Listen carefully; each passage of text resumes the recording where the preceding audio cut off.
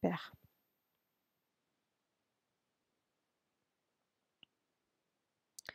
Pour l'algorithme de parcours en largeur, lorsque nous sommes sur un nœud, nous traitons ce nœud. Par exemple, nous l'affichons et puis nous mettons les fils gauche et droit non vides de ce nœud dans la file d'attente. Puis nous traitons le prochain nœud de la file d'attente. Donc pour implémenter cet algorithme, on utilise ce mécanisme, c'est-à-dire on affiche par exemple, on a passé à une liste, donc on va afficher la valeur du nœud, c'est-à-dire le premier élément de la liste, puis on va passer les éléments de fils gauche et fils droit, s'ils ne sont pas bien sûr vides, on va les passer à une liste, à une autre liste qu'on va appeler une file d'attente. Et ainsi de suite. Au début, la file d'attente, il ne contient rien, donc c'est une liste vide. Nous y plaçons donc la racine de l'arbre que nous voulons traiter. Donc au début, la file d'attente va recevoir donc l'arbre, notre arbre. Puis on va afficher donc la racine et la file d'attente va contenir la liste des sous-arbres gauche et la liste des sous-arbres droit. L'algorithme s'arrête lorsque la file d'attente est vide. Donc si la liste d'attente est vide, c'est-à-dire on a parcouru tous les éléments de l'arbre. En effet, lorsque la file d'attente est vide, cela veut dire qu'aucun des nœuds parcourus précédemment n'avait de sous-arbre gauche ni de sous-arbre droit. Voilà, effectivement, si la file d'attente est vide, c'est-à-dire que la dernière nœud ou bien la valeur du dernier nœud affiché, il n'a pas de fils. Automatiquement, donc c'est une feuille, donc on va arrêter le programme. Par conséquent, on a donc bien parcouru tous les nœuds de l'arbre. On va voir un exemple. Nous avons cet arbre qui a comme racine 4. Il a comme fils gauche 10, fils droit 7. Donc, le nœud qui se trouve à la gauche, il a deux fils 7 et 9. Pour 7 ici, c'est-à-dire pour le nœud qui se trouve à la droite, il a juste donc un fils gauche. Donc nous avons A. A, c'est la liste. Donc c'est notre arbre. Donc déjà, on a déjà vu comment initialiser donc la liste à l'aide d'un modèle. Donc nous avons comme racine 4 et nous avons deux éléments, donc le sous-arbre gauche et sous-arbre droit, représentés en deux couleurs différentes. Donc premièrement, F, c'est donc la file d'attente. Donc cette file d'attente va contenir la liste A. C'est-à-dire F, il va contenir donc cette liste. Donc qu'est-ce qu'on a dit? On va afficher la valeur du nœud et puis donc ajouter le reste à la file d'attente. Et puis on va afficher 10. On va afficher 10 et donc dans notre liste, dans notre file d'attente va donc contenir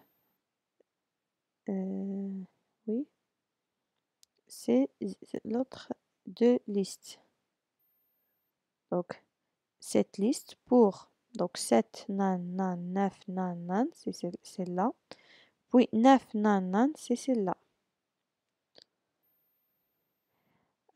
Et pour l'autre partie, c'est-à-dire pour le nœud qui se trouve à droite, aussi on va afficher 7.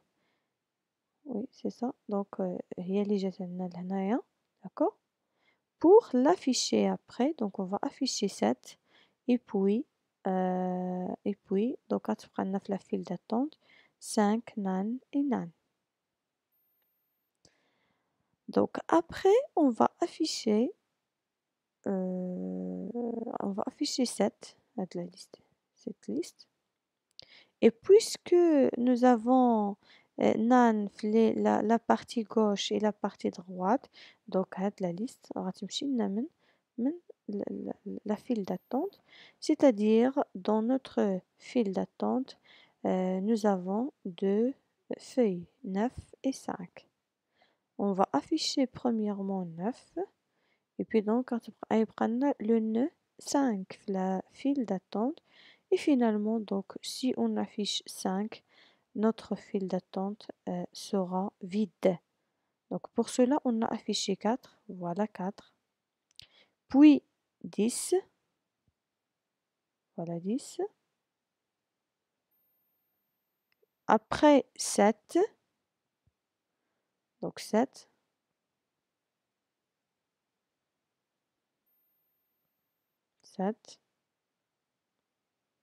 Puis on a affiché 7, ce 7 là, à de la feuille 7, ici.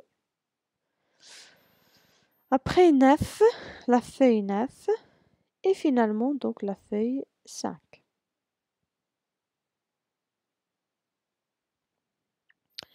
Donc voilà donc un exemple d'implémentation de cet algorithme. Nous avons défini la fonction parcours largeur qui a comme paramètre l'arbre. Donc on va initialiser une liste qui s'appelle file d'attente, qui va représenter la file d'attente, qui va recevoir donc là l'arbre. While len file. Donc c'est ça la condition d'arrêt. Si la longueur de la file d'attente n'a pas encore égal à 0, c'est-à-dire elle est pleine, elle n'est pas encore vide. Donc on mettre n reçoit donc file.pop 0, c'est-à-dire on va supprimer le premier élément de la file d'attente. Le premier élément, donc ici, donc le premier élément c'est 4. Donc pop 0. Après on va l'afficher, on va afficher n. If n1, donc n1 différent de nan. Donc if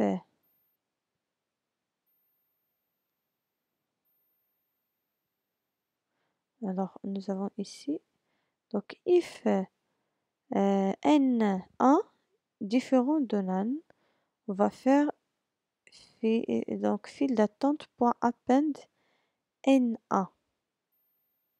C'est-à-dire on va vérifier si cette liste récupérée, c'est là de fils gauche. Si c'est le cas, on va l'ajouter à la file d'attente. Sinon, voilà donc si aussi donc le paramètre l'élément, le troisième élément, c'est-à-dire s'il existe un fils droit, on va aussi donc l'ajouter à la file d'attente. Donc par exemple ici on a fait nan, on a fait donc file.pop 0. Donc le premier élément ici, c'est celui-là. Voilà. Donc on va vérifier, donc on va afficher n0 et puis vérifier si n1 égale à nan. Sinon, voilà le cas, on va ajouter cet élément à la liste. Et puis donc ajouter encore un élément. Car on a donc بحال supprimé هاد l'élément هذا. On a supprimé cet élément et voilà من 10 encore من هنايا. Et puisqu'il a des fils, c'est-à-dire fils sous-arbre gauche مع sous-arbre droit, différents de nan. Puisqu'ils sont différents de nan, on va l'ajouter et هي فاش درنا append وزدناهم ل F. C'est clair? Voilà donc هذا هو l'algorithme de parcours largeur en largeur. Et on va refaire le traitement jusqu'à ce que n file d'attente égale à 0.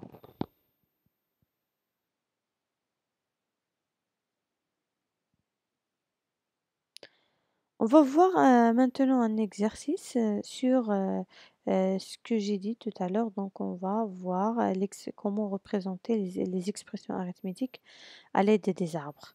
Donc, quel type de parcours doit être utilisé pour évaluer une expression arithmétique?